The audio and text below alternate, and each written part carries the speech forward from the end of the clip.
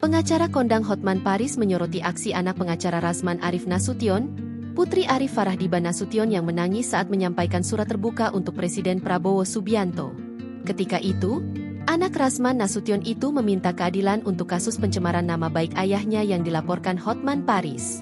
Adanya surat terbuka itu disampaikan saat acara konferensi pers di kawasan Cikini, Jakarta Pusat, Minggu, 6 Juli 2025.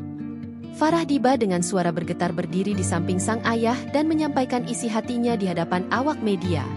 Farahdiba menilai bahwa ayahnya telah diperlakukan tidak adil dalam proses hukum yang tengah berlangsung.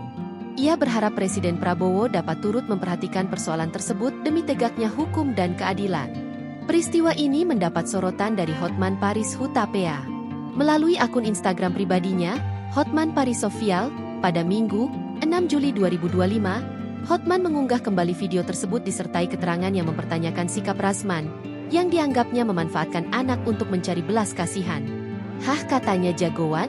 Kok sekarang merengek minta belas kasihan manfaatkan putrinya?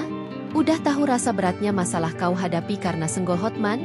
Tulis Hotman Paris dalam keterangan unggahannya.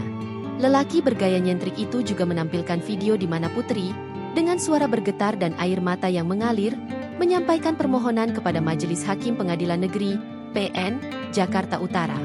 Download Tribun X sekarang, menghadirkan lokal menjadi Indonesia.